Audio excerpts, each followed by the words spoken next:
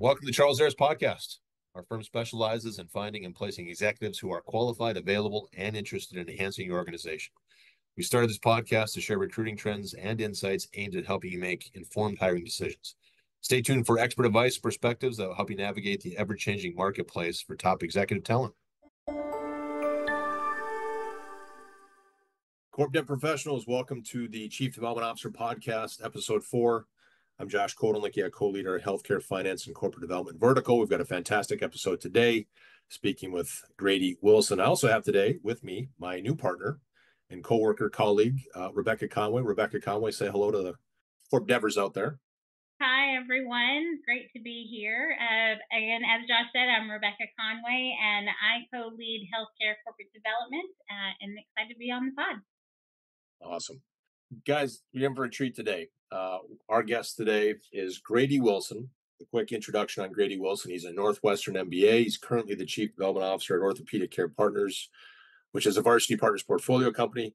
He's actually done 3 different stints in the PE-backed healthcare world, including one previously at Dental Care Alliance, which was a Harvest Partners portfolio company at that time. For all of you healthcare corp devers out there, which Rebecca and I know a lot of you, you're going to really enjoy this episode. Please welcome to the show, Grady Wilson. Grady, thanks so much for joining the podcast today. Thanks, Josh. Great to be on. No. And I gave really a very high level of your background. Why don't we just start with letting you introduce yourself to kind of all the listeners out there in terms of, the day you graduated and kind of the general walk of your career. We'd love to hear the high level and then come back and circle with some more specific questions. Yeah, happy to. So I grew up in the Midwest and had 2 different stints. I started my college career as a football player, but unfortunately that didn't pan out due to injuries and ended up transferring to Miami of Ohio.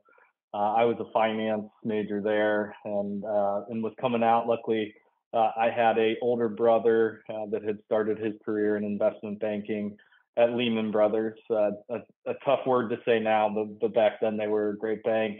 And so thought I wanted to start my career in investment banking, Josh. And so I was interviewing for a number of positions, and candidly, that was probably a lower point for me, and something that I hope some newer people into the corp dev space can take. I was coming out at 2009, 2010 timeframe on the back end of the financial crisis, and it was just challenging because a lot of the banks had cut their analyst classes pretty significantly. And so I made it to final round interviews with everyone I had interviewed with, but got a lot of the, hey, we love you, but we're only bringing on 1 or 2, and you are our next choice. But stuck with it and had a couple offers. I was considering in Chicago when the company I had interned for, CME Group, asked if I wanted to join them. It ended up really being a unique opportunity to start my career in investor relations of a multi-billion-dollar publicly traded company to work alongside the CFO. I spent a lot of time out on the road with the CFO, CEO, participated in earnings calls, institutional roadshows, analyst conferences, all that fun stuff, and then had the opportunity to move over into the corp dev group, which I ultimately wanted to do. I knew that I wanted to work on deals and transactions, and so moved over into the international corp dev group, was primarily focused on our Asia markets and acquisitions or strategic investments we could make, but also spent some time on the European markets as well.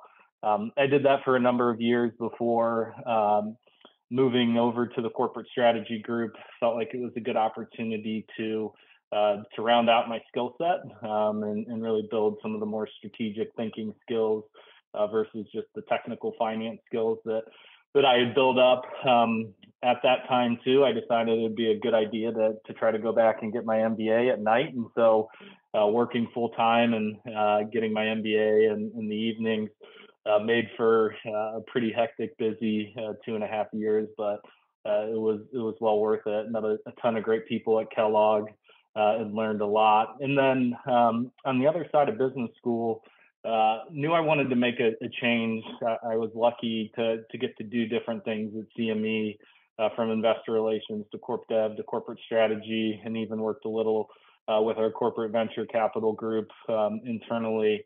But got exposed to the private equity backed healthcare world, and the more I dug into it, I really love the opportunity, and so decided to pick up and move my life out of Chicago.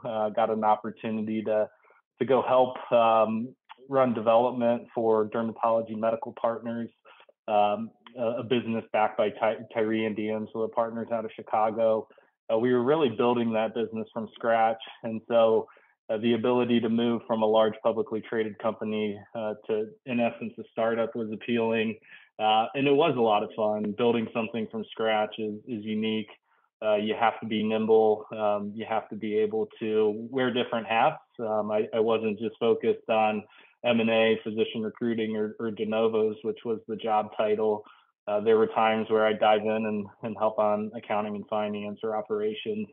And then was with them for 2.5 years, moved over to DCA as they were supercharging growth, and was with them for about 3.5 years, helping acquisitions in the Southeast, Mid-Atlantic, and then the Northeast as well. There was a period of time where I helped also oversee and run our M&A finance and diligence functions, and so got to put my hands on a lot of deals, and we did a lot of deals over that time frame. And then wasn't really looking around, but got a knock on the door, and the more that I learned about Orthopedic Care Partners and Varsity and what was going on in the orthopedic space, it just seemed like a great fit for me and where I wanted to go with my career. And so moved over and joined them, coming up on 3 years. I'm responsible for M&A, physician recruiting, and ancillary growth within our markets. So I get to touch pretty much everything on the growth side of things. And we've had a lot of growth over the last 3 years. So it's been a fun ride thus far. Great color there. Let me ask you. So the first question we would ask you would be just in terms of your background, which I think is interesting. About a third of the candidates nationwide in healthcare corporate development did not start their careers in banking or transaction advisory or private equity. You, of course, would be in that group in terms of kind of where you started in investor relations with CME. Maybe talk to the people out there, talk to a younger version of yourself. How did you decide you wanted to move into corporate development? And then also, how did you position yourself and kind of make the ask, the opportunity to slide over there? Yeah, great question. And I mean, as I talked about in my background, I knew ultimately I wanted to end up in a transaction focused role. And so with me coming on board to CME, it was mapped out that they needed help in the investor relations world for a couple years, but then I'd have the opportunity to move over. And so I went in with that expectation. But I think for individuals that may not have a clear path like that, being able to demonstrate the skill set that you may need to, the analytical thinking, the financial modeling and Excel skills that you need is important. But for me, I knew that I had a path there. It was just a matter of timing before I ultimately moved over. Yeah. And then the follow-up question on that would be just maybe to commiserate a little bit with any of the analysts, the bankers, the big four, all the people out there, consultants that start up their careers in a high velocity environment. I'm guessing you were there in a high velocity environment as well. Looks like you're reporting and working direct with the CFO. What longest day? Just be curious to hear. I'm guessing it might have something to do with the board time in your line of work there, but just be curious to hear. Did you started on a Thursday and left on a Sunday, or like maybe just give us a little bit of a horror story from the longest day you had back at CME as an analyst? Yeah, well, it was actually when I was in the corp dev group because we covered the Asia markets and we were working on a deal in Korea, and obviously there's a time difference there. So not only would you be expected to work normal hours, we were typically in the office till 6 or 7. Not quite as crazy as investment banking analysts, but would certainly go home and plug back in. But we were on a conference call, I think, until 4 or 5 in the morning. So it was pretty much an all-nighter for me, and then just kept going into the next day. Yeah. Luckily, we had plenty of coffee flowing, but yeah, it ended up pretty much being an all-nighter there. And then let me ask one more question, then I'll kick it over to Rebecca. But your role today, and kind of fast forwarding way back at the beginning of your career up till today as a chief overseeing a team, maybe talk to the listeners out there that want to move up into the chair that you're in someday. And what's the biggest difference, the thing you've learned the fastest between being the director or VP supporting the person in charge versus being the person in charge? Like, what's one of the first things you learned?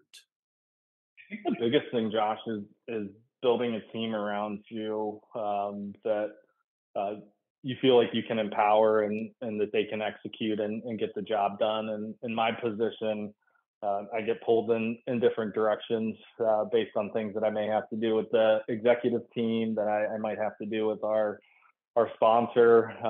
I also sit on some boards for some of our surgery centers, and help operationally in one of our divisions. And so for me, it was about building a team around me that I really felt like I could empower to execute. And that doesn't mean I'm not hands-on. I'm still very much in the weeds in the trenches with them, but they do a great job behind the scenes moving things along. Because I can't be everywhere at once, and I learned that along the way. At the derm business I was at, because it was a startup, it was basically you had to do everything on your own, which was great experience and learning all the various steps of a deal and leading it soup to nuts. When I went to DCA, I worked for a guy by the name of Dave Pegg, and that was a big takeaway from my time there. Dave did a great job of building a really strong team around him, and so that collectively we were able to get done a lot more because of that. So I've learned the importance of having great people around you, and letting them do their jobs. And certainly when they need my help, I'm there to jump in and get done what we need to. Love it. Rebecca, let me kick it over to you. Yeah, absolutely. Grady, thanks again. Question that I have for you, as you think about the experience that you've had, you were sort of the one man show for some roles, you've been with teams as well. If you were to go into a new role today and really think about, how am I going to get off and on the right foot and get on the right start, how would you think about what your first month, your first quarter, your first year, how would you set that up for yourself and really think about those top priorities? What would those be and how would you outline that? Yeah, I think it would be twofold for me, Rebecca. Having had 3 stops along the way and in different spaces and specialties, working with 3 different sponsors, a startup, a large organization, and my current one, call it more of a mid-size. I've been really lucky to learn different things along the way, and to see what I think works well and other things that I would tweak or change. And so ultimately, I feel like in our current situation at OCP, we've been able to take some of those best practices from each stop along the way and Mhm. really build a process both from a sourcing standpoint, pre-LOI, and then post-LOI diligence and execution that allows us to be really successful and get deals done efficiently, while also making sure that we're doing the work that we need to. And so a big focus would be putting the right process in place. As a deal professional, I've seen deal teams just get a little bit, I would say, more reactive on Mhm. the lead gen and sourcing side versus proactive. And so I'm a big proponent of, you have to build an engine that there's consistency to your outreach efforts. You've got different avenues to try to get in front of physicians and potential targets. And so we've built a multi-pronged sourcing engine at OCP, again, from learnings along the way that we've been able to execute on. And it's relatively on autopilot. We know that email blasts are going to go out with a certain cadency, that text messages are going to go out with a cadence, that direct mailers are going to go out, tapping into our internal network. And so continuing to leverage that to drive a good pipeline is important. So first, putting the right processes in place. And then second, to the extent that there's a component of a team build, as we talked about just a little bit ago, getting the right people on the right seats on the bus, so that we can get the most out of what we want to do and accomplish. And then Grady, tying into that, that's actually dovetails into our next question. So how would you structure your team ideally? Include biz dev, like the biz dev piece of that, because obviously you're overseeing that. But how would you structure your team? And then in what order would you hire people? I think that's one of the things we've gotten a lot of feedback on for the first couple episodes have been like more questions around hiring philosophy. Structure the team and in what order to hire them. Yeah, this answer is going to be more M&A specific, because I've got other functions that report into me, physician recruiting, like I mentioned. But from an M&A standpoint, if you're starting from scratch, you're the one woman band to start. I think having a really rock solid analyst in place to start that can help as you're opening doors and getting opportunities into the pipeline, can move them forward from a modeling standpoint, so we can ultimately get to the point where we can determine if it's the right fit for us. I would say culture, operationally, and then from a finance perspective. Is the process, and you continue to build velocity in your pipeline and more deals start to show up, then I think the second hire is having another individual that can be more doctor facing out there and can do the pitch, talk to the physician, build that relationship, get them excited about your organization and getting a potential deal done. But then also they've got experience of running post LOI execution.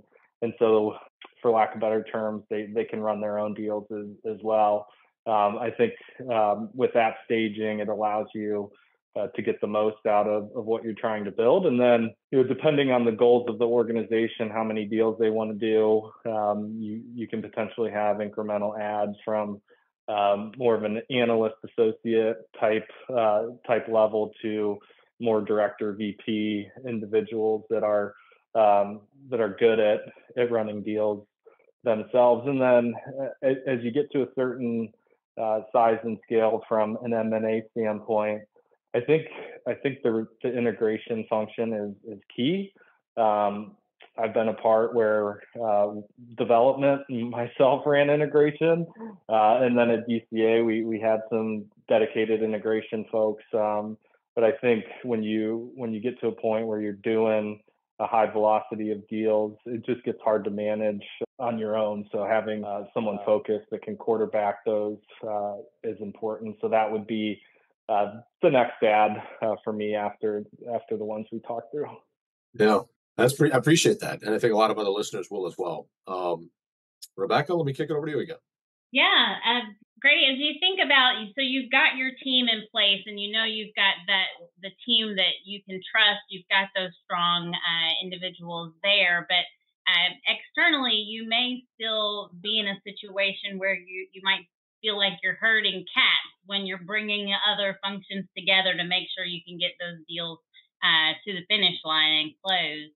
What lessons have you learned throughout your varying experience in making sure that it's a well-oiled machine across the board?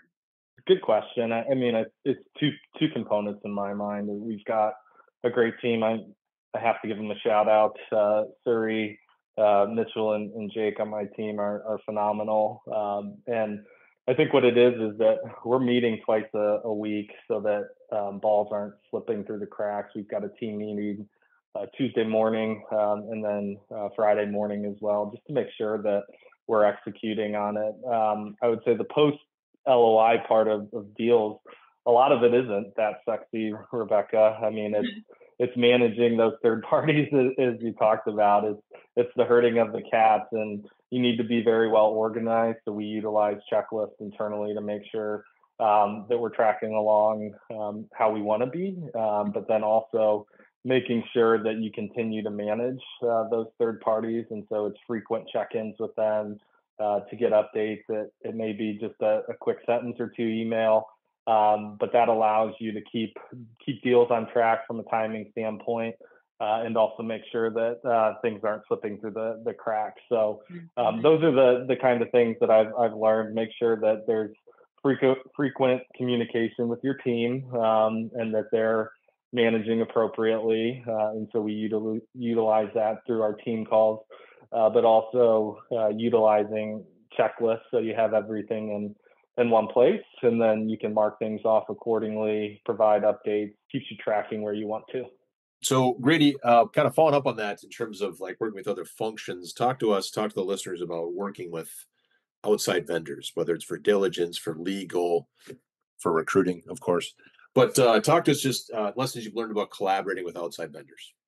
Yeah, there's I've used a bunch of different ones across the board, whether that's when we're doing quality of earnings, whether it's billing and coding audits, legal firms that I've used at different firms. I'm a big proponent of having really two good relationships in place, especially if you're doing a high velocity of deals. It just allows you to spread around the work appropriately, and make sure that one specific vendor may not be getting too bogged down with deal flow. And I'd love to think I'm their only client, but I know that's not the case. So they've got other clients that they're working with and servicing as well. And so the process that we build and the model that we go with, we have vendors that we use on smaller deals to mid-sized deals that do great work, but are a little bit more cost effective.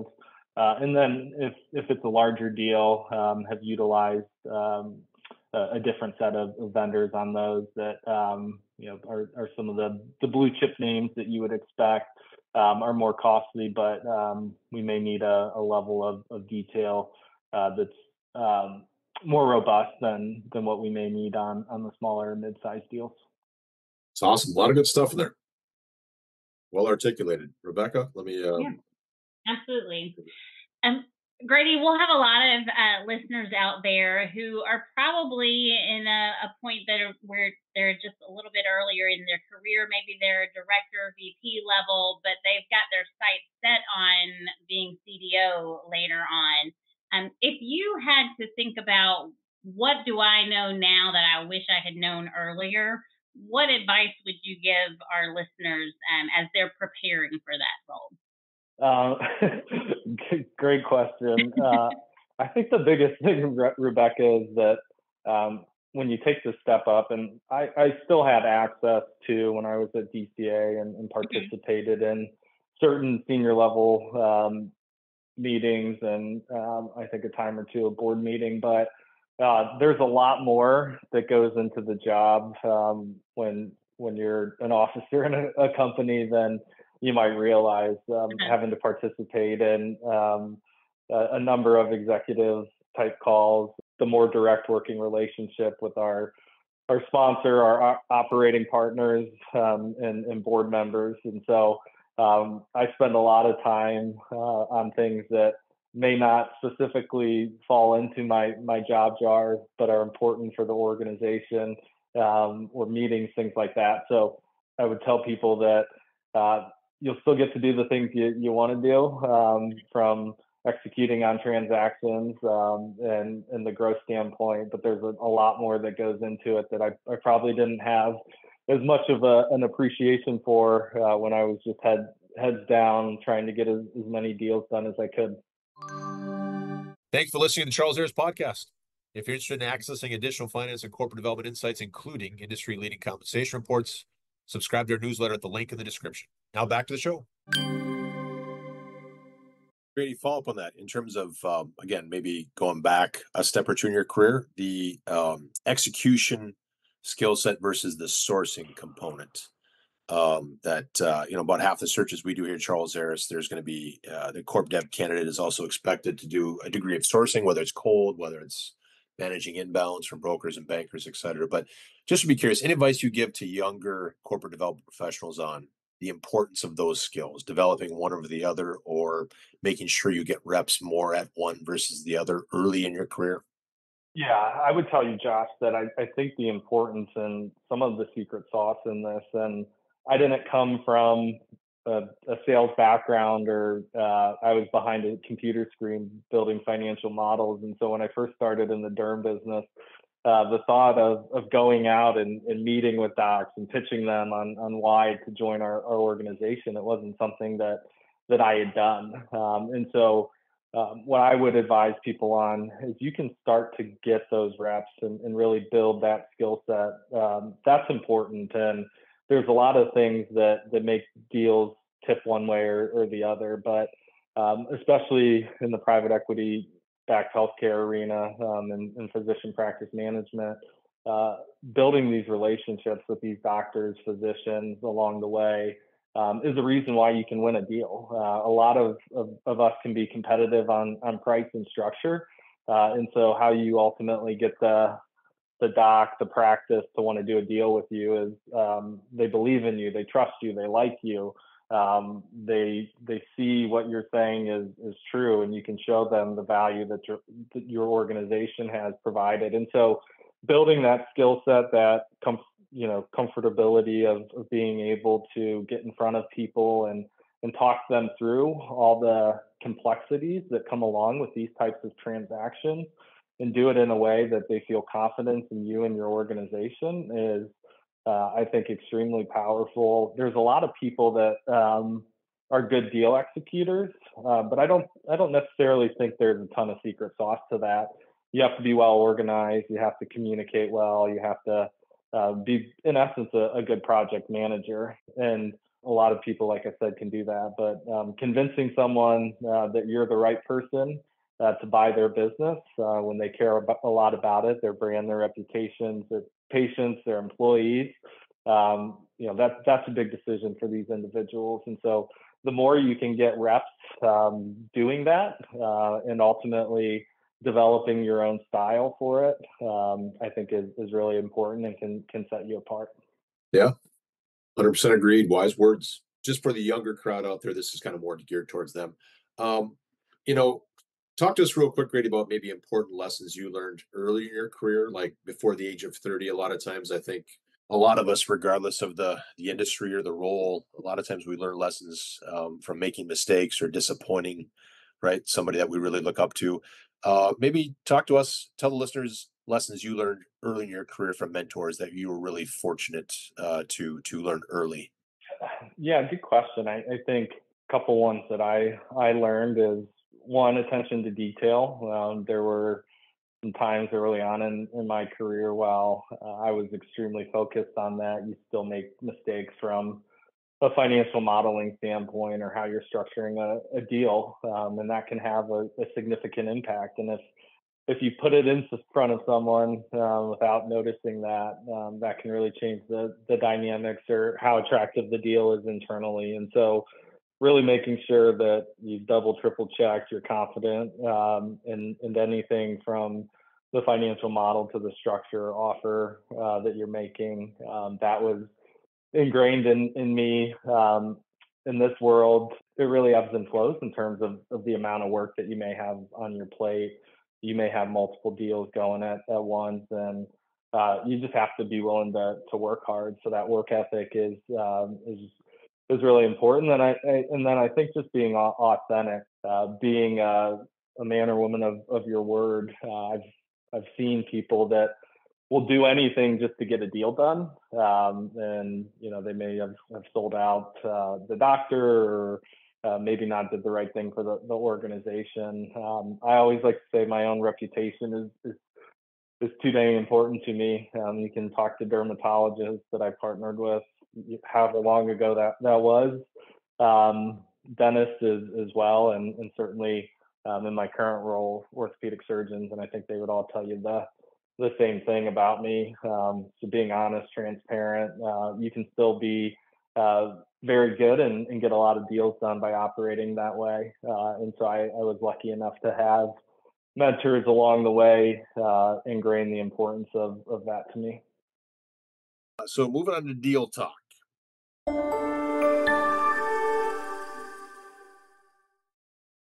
we'll run down these questions here, Grady, and looking forward to hearing your answers. So right off the bat, let's put you in the hot seat.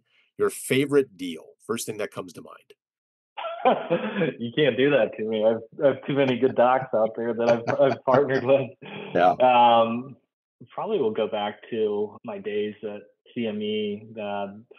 There was a licensing transaction that we worked on with the Korea exchange. It was just really complex, working cross border. I got to travel over there, so I would say that aspect of it, getting to go to a country I never thought I would go to, probably makes that one stand out for me. I like it. First international deal we've heard of, by the way. So kudos to you. Awesome. Grady, we won't spend a lot of time on this one because it may hurt, but what's the one that got away that still stings? Yeah, there's one when I was at DCA. It was a larger practice in North Carolina.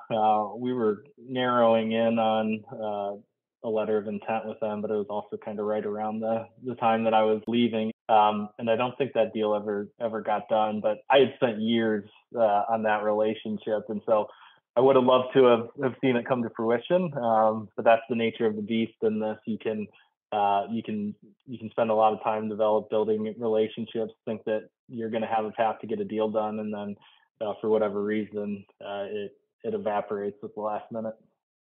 So, Grady, what's the trickiest financial issue you've dealt with on a deal in your career?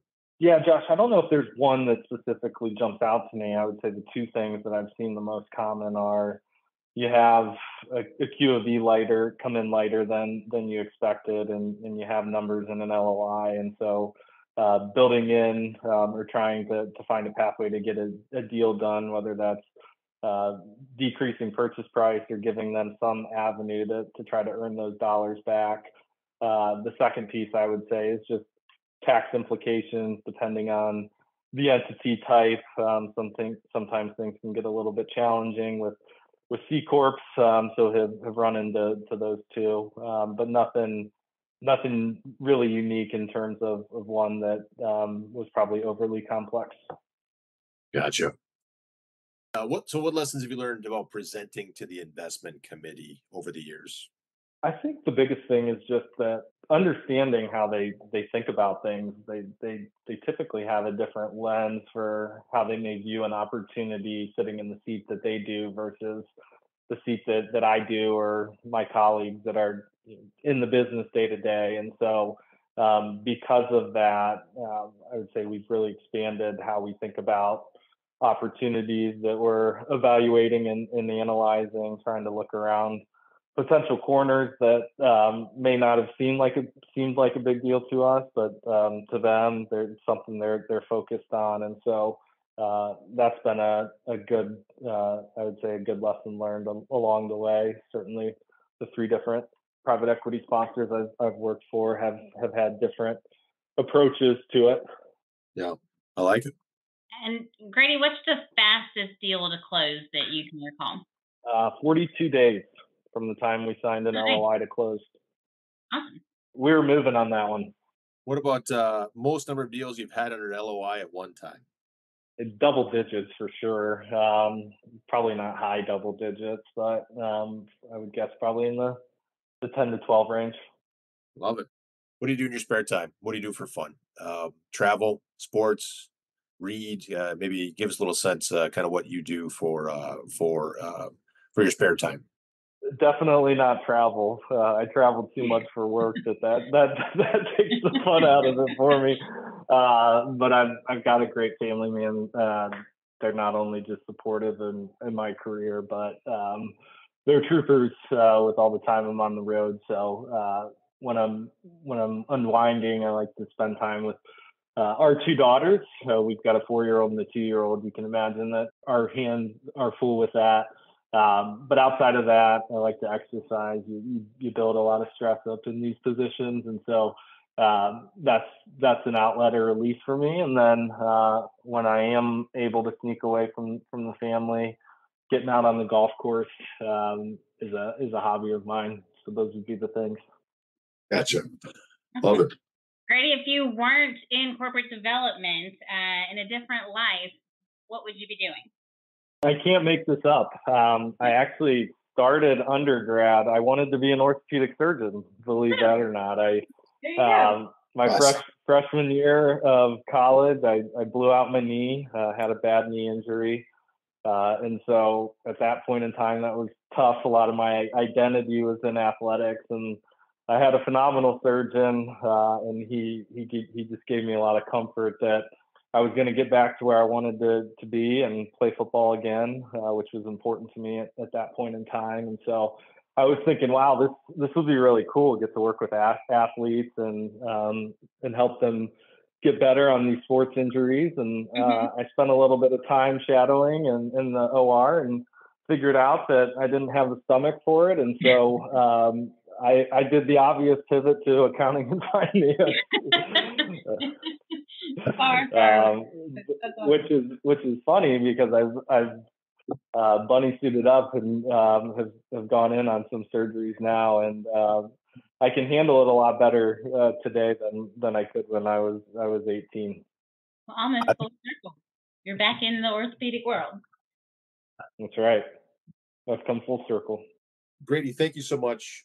Really appreciate you coming on the podcast. It's been absolutely fantastic. It's always, of course, good to meet a fellow ex-college football player. Rebecca, thank you so much for joining as well.